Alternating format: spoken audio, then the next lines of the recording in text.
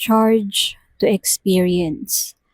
Ang sabi sa Ephesians 4 verse 31, alisin na ninyo ang lahat ng sama ng loob, puot, at galit.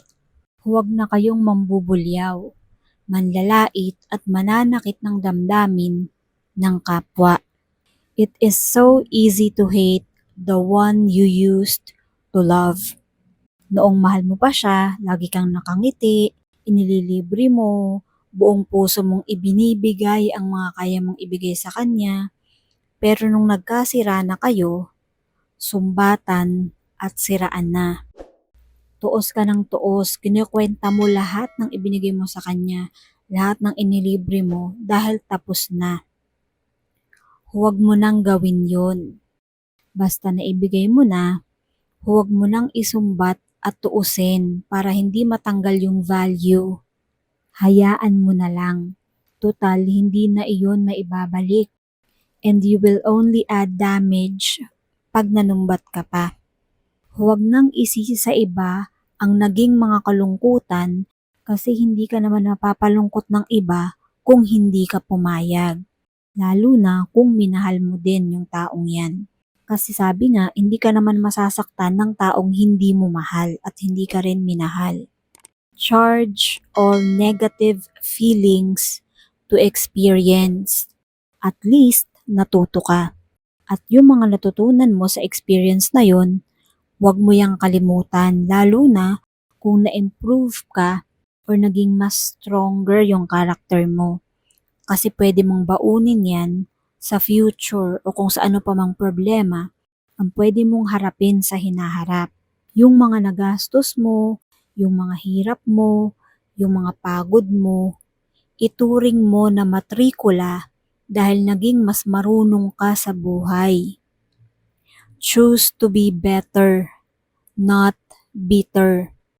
Huwag tayo magpakalunod sa pait ng ating naramdaman. Napakalungkot pag dumating ka sa point na nadala ka ng umibig, magtiwala, sumaya, and you begin to play it too safe. Kung lalagyan mo na ng kandado ang iyong puso at titira ka sa loob ng iyong mga muog, ano ang mangyayari? Buhay ka nga, pero wala namang life. Mahirap yung sobra kang natakot masaktan, kaya naging manhid ka na kahit buhay ka pa.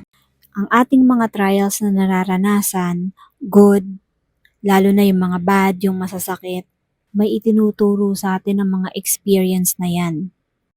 And for sure, hindi lang naman yan isolated case kasi lahat ng tao ay nakakaranas na masaktan, mamroblema, umibig, magkaroon ng heartache.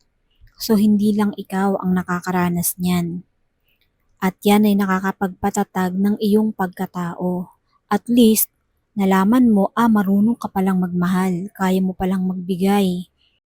Akala mo sarili mo lang ang kaya mong mahalin without realizing na nung minahal mo ang taong yun, kaya mo palang mas magmahal pa more than sa iyong sarili.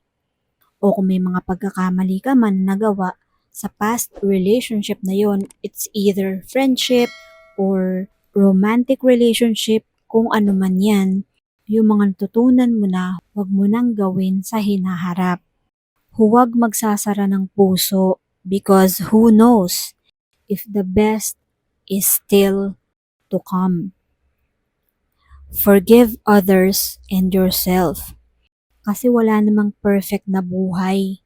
Hindi ka sasaya kung hindi ka marunong magpatawad. Muling buksan ng puso para sumaya. Pero huwag kalilimutan ang mga lessons na nakuha mo sa past experience na yun, kahit hindi siya maganda. God bless us all.